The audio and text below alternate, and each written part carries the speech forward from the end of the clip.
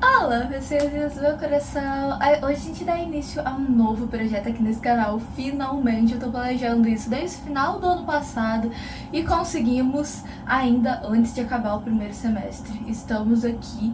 Eu tô falando como se fosse alguma coisa muito difícil, mas não é, gente. Já faz um tempo que eu tô querendo fazer essa série falando de livros clássicos, mas naquele estilo de eu li pra você não precisar ler. Então aqui é claro que teremos spoilers, eu vou contar a história inteirinha, dependendo do livro, com mais ou menos detalhes, mas eu vou contar tudo, sim, que acontece nesse livro, com contexto histórico, e vou trazer também as problemáticas e o que torna esse livro um clássico e etc. Então é pra gente ter uma análise bem completa. Espero que esse vídeo ajude vocês em provas, em concursos, ou a só entender o livro mesmo de uma perspectiva mais contextualizada. Então a gente começa por o que torna um livro clássico? Um livro clássico é um negócio que foi escrito retratando uma época e ele continua, os temas abordados ali continuam sendo relevantes, mesmo depois de tantos anos.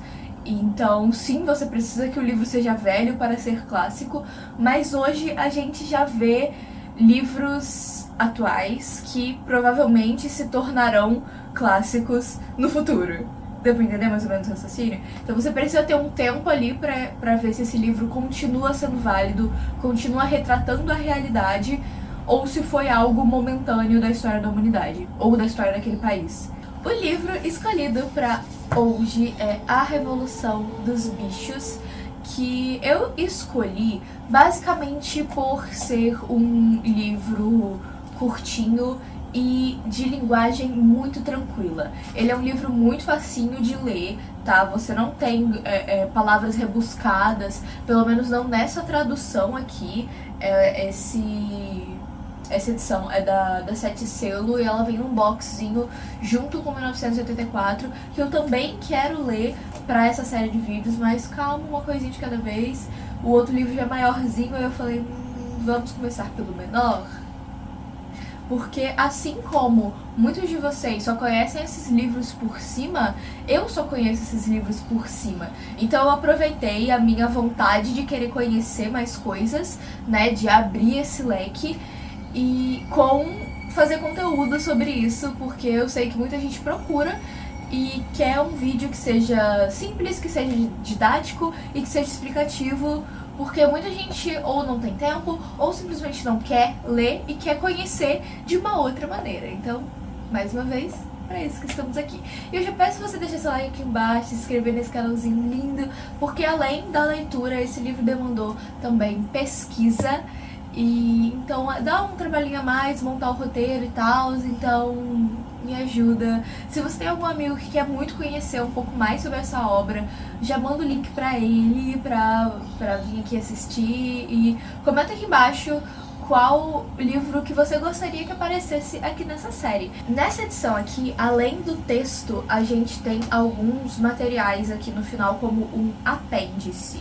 Então, aqui ele tem um prefácio escrito pelo autor para edição ucraniana e um outro também escrito pelo autor para edição inglesa. Eu achei que para esse vídeo, para essa análise, o prefácio da edição ucraniana é mais relevante.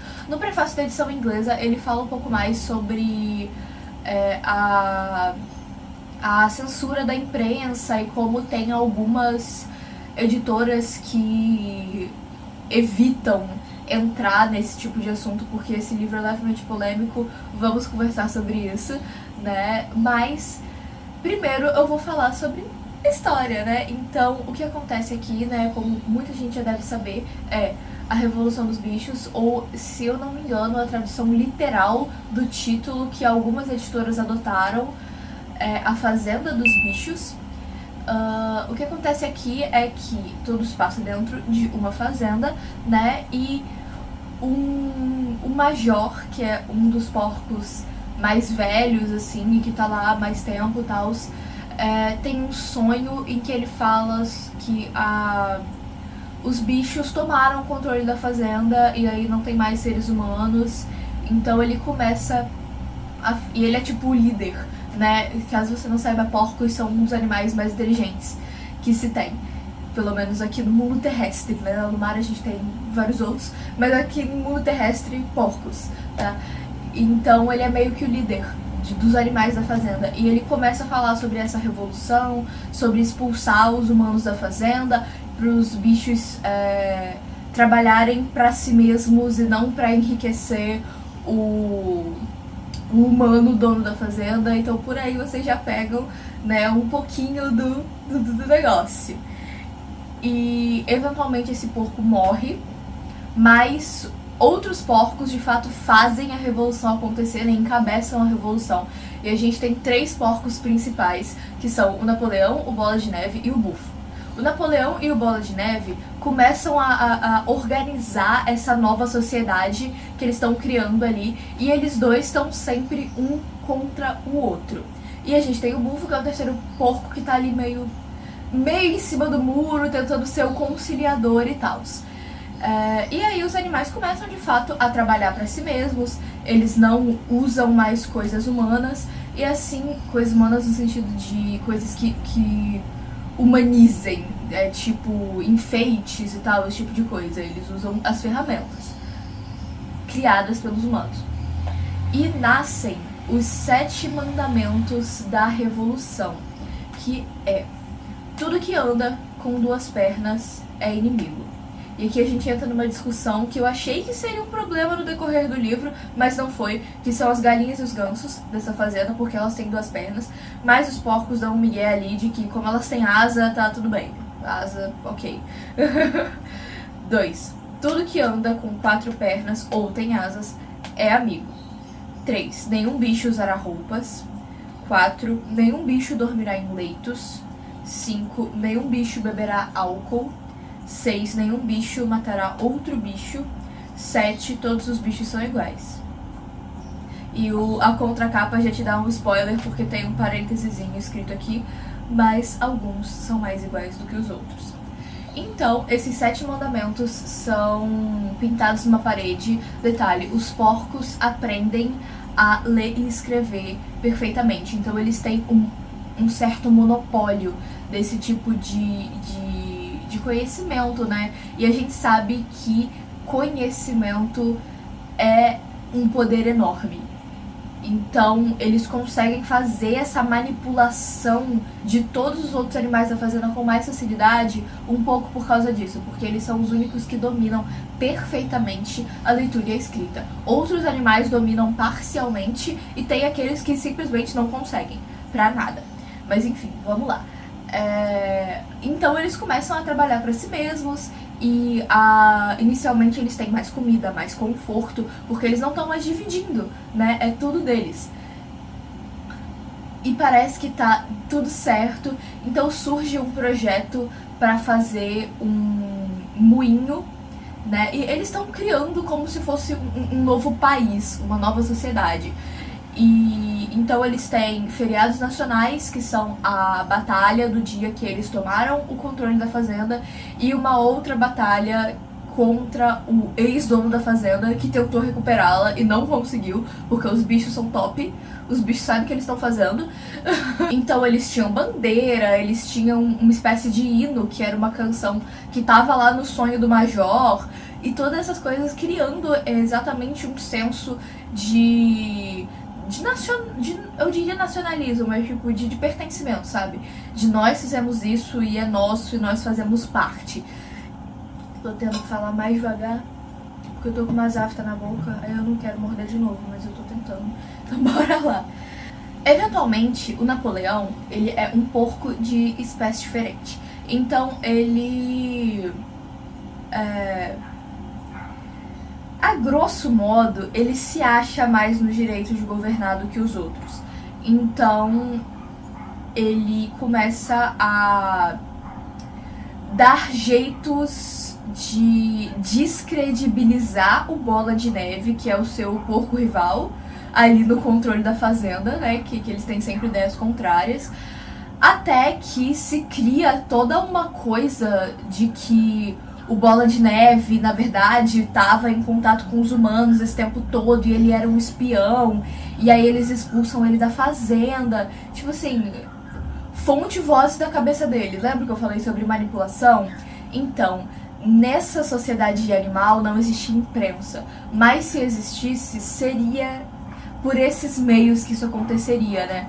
E até o final do livro, o Bola de Neve foge e nunca mais aparece. Ele é perseguido por uns cães que formam a guarda do Napoleão. Ele treina cães, os filhotes que nascem, né, pra serem os seus guardas pessoais. E aí ninguém mais consegue falar contra ele tranquilamente, sabe? As pessoas vão sofrer retaliação falando contra ele exatamente porque ele tem um exército de cães. Os únicos outros animais que conseguem ir contra isso um pouco são os cavalos. Então Bola de Neve é expulso da fazenda e até o final do livro macetam o Bola de Neve. Não, porque ele tá em tal lugar. Não, porque tomem cuidado, ele vem aqui de noite e rouba a comida. Ele vem aqui de noite e faz não sei o que. E então vamos pegar o Bola de Neve. E, tipo assim, o porco desapareceu, sabe? Ele nunca mais aparece. Mas criar esse inimigo coletivo é muito importante pros bichos se desligarem do que tá acontecendo ali de ruim, né? Porque conforme o governo do Napoleão avança, a qualidade de vida dos bichos decai muito. Então eles passam a trabalhar muito mais horas, porque agora eles estão com um novo projeto de construir um moinho e não sei o que, porque no futuro, quando ele ficar pronto, vai gerar eletricidade e aí vai ter máquinas fazendo o trabalho dos bichos e os bichos vão trabalhar menos, vai ser só 3 dias por semana, não sei o que. Esse monte de promessas, né, de um futuro melhor, que vale a pena você passar fome agora pra você ter uma vida melhor daqui a alguns anos, quando o moinho ficar pronto. Então a gente tem isso e a qualidade de vida dos bichos vai decaindo. Cria-se uma elite de porcos e eles começam a desrespeitar os próprios mandamentos da fazenda dos bichos. Então os porcos se mudam pra casa que era do Jones, que inicialmente os bichos tinham decidido em consenso que ali seria um museu, pra manter viva essa memória de como era a escravidão dos bichos e que eles lutaram contra isso e agora eles tinham melhores condições de vida e blá blá blá blá. Mas os porcos tomam essa casa e passam a morar nela como se eles fossem de fato humanos. Então os mandamentos vão sendo alterados e o que acontece é que nenhum bicho dormirá em leitos se transforma em nenhum bicho dormirá em leitos com lençóis. Nenhum bicho beberá álcool se transforma em nenhum bicho beberá álcool em excesso. E assim por diante, até que se desrespeita a coisa mais sagrada, mais primordial para essa revolução, que é o nenhum bicho matará outro bicho. Eles já estavam há muito tempo poupando até animais que não eram na fazenda, sabe? Tipo os ratos que de vez em quando davam uma ruída ali nas plantações, gambás e esses outros bichos que não são parte da fazenda, mas eles ainda assim entendiam como bichos e entendiam como iguais, né? E a partir do momento que esse mandamento é desrespeitado, os bichos param de questionar, porque eles entendem que tá tudo perdido, que eles estão sob uma nova... Eles não entendem racionalmente isso, mas se fica implícito, sabe? Que o Napoleão é o novo líder e que ele vai fazer o que ele quiser, independente do que os bichos digam, porque ele tem o controle, ele tem o monopólio do poder, tanto pelos seus cães, né, que formam o exército dele, quanto pela massa, que sabe, essas pessoas educadas para ter pouco senso crítico e que é tudo parte de um grande projeto, sabe? De ter uma massa ignorante que vai apoiar tudo que aquela figura disser ou fizer. Então, nesse livro, essa massa é representada pelas ovelhas. E a partir do momento em que o Napoleão começa a veicular uma história de que as batalhas que eles lutaram na verdade foram falsas e que alguns bichos da fazenda faziam parte da coisa do ex-humano dono da fazenda e tal, e ele começa a executar esses bichos, os animais restantes não se surpreendem com mais nada, sabe? Então eles veem o Napoleão e os porcos usando roupas e faltando a dias de trabalho, então se cria de fato uma... Quer dizer, os porcos já trabalhavam, né, bem menos, eles se colocavam ali como nós fazemos um grande trabalho intelectual, então por isso que a gente não tá aí na labuta com vocês de sol a sol, mas a gente tá fazendo algo de extrema necessidade para a manutenção e a... Essa palavra existe? Manutenção? A manutenção, ok, da nossa fazenda e da administração da fazenda, né? E ele tem contato com alguns seres humanos, né? O Napoleão em si, ele tem contato com alguns poucos seres humanos que são os fazendeiros do lado, e um cara que é tipo o agente, é quem vai comprar as coisas na cidade e tal, quem compra máquinas, material de construção, etc, para os bichos fazerem as coisas. E daí sim que entra esse parêntese, né, dentro do sétimo mandamento, que é todos os bichos são iguais, mas alguns são mais iguais do que outros. E a cena final do livro é genial, na minha visão, porque o Napoleão e seus porquinhos recebem alguns fazendeiros vizinhos pra tipo um jantar na casa do patrão, e aí eles estão na casa do humano, no caso. E aí eles estão usando roupas, e eles jogam poker e bebem, não lembro se era cerveja, vinho, cerveja. E conforme os outros animais olham pela janela, os porcos meio que se confundem com os humanos, fazendo um negócio claro de que eles só trocaram um tirano por outro. A revolução foi, na verdade, uma grande ilusão. Agora que entra a parte polêmica. Todo esse livro é uma grande alegoria para a Revolução Socialista que aconteceu na União Soviética, da qual o autor, inclusive, meio que foi vítima. Lembra que eu falei que a gente tem 2 prefácios nessa edição? Então, um deles é o prefácio que o autor escreveu para edição ucraniana desse livro, em que ele conta um pouco da própria biografia e como ele acabou entrando em contato com esses temas, né, e o que inspirou ele a escrever esse livro. O livro foi escrito entre 1943 e 1944, então foi ali no finalzinho da Segunda Guerra Mundial, no começo de 1943 que começou ali a derrota de Hitler, né, e daí foi só ladeira abaixo.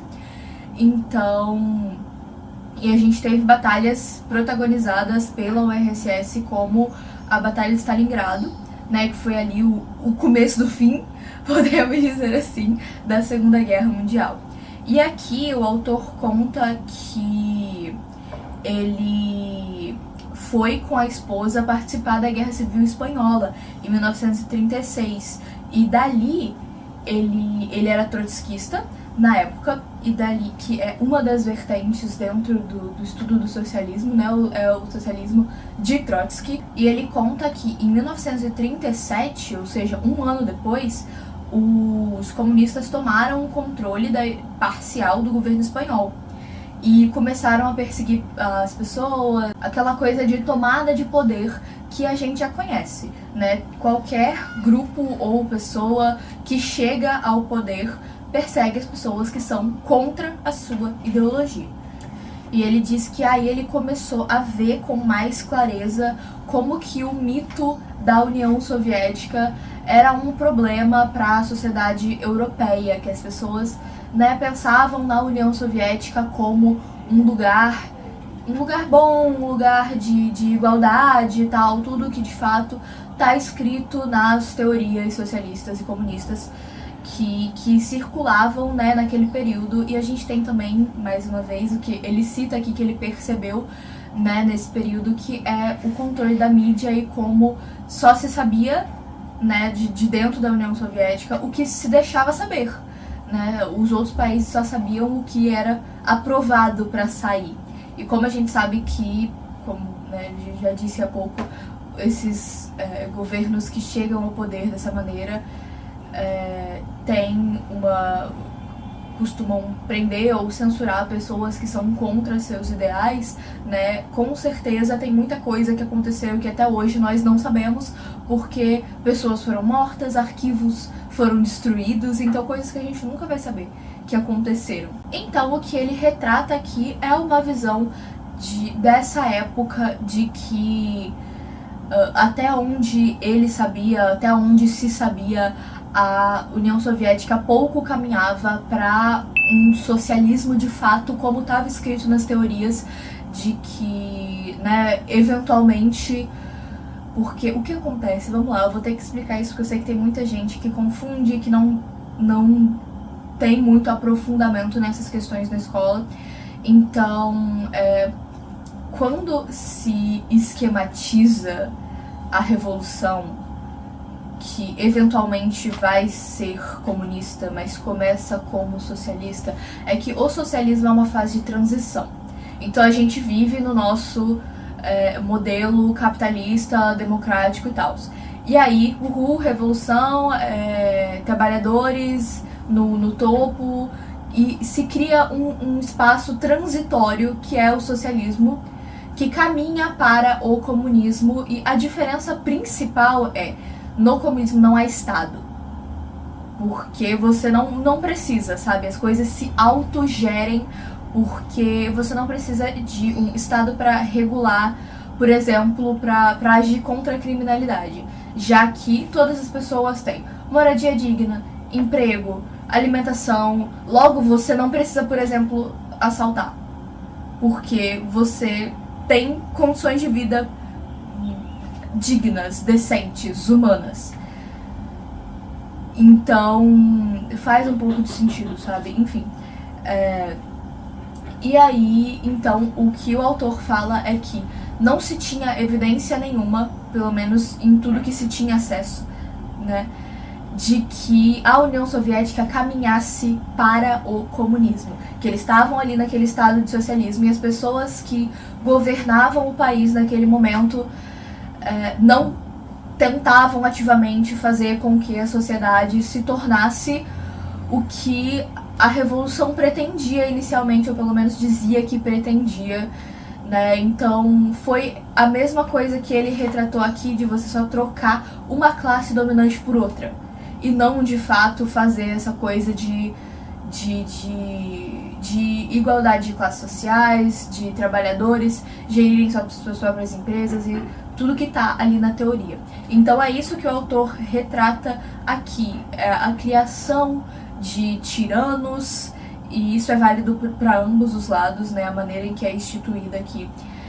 E por isso que ainda é um livro tão atual, e a gente pode usar ele em redações falando, por exemplo, das fake news que ajudaram a eleger o Trump numa das últimas, né, na eleição passada dos Estados Unidos, porque é isso, é você ter o controle do aparato estatal ou do aparato da mídia, naquele caso, né, que fazia com que as pessoas recebessem as informações que fariam com que ele fosse eleito. Então a gente vive constantemente nesse grande esquema em que a gente não sabe o que é verdade e o que não é, assim como os animais da fazenda, que inicialmente questionavam e tentavam lembrar se realmente eles estavam melhor, né, se eles estavam com qualidade de vida melhor do que quando um humano chefiava a fazenda, ou se estava a mesma coisa, ou se estava pior.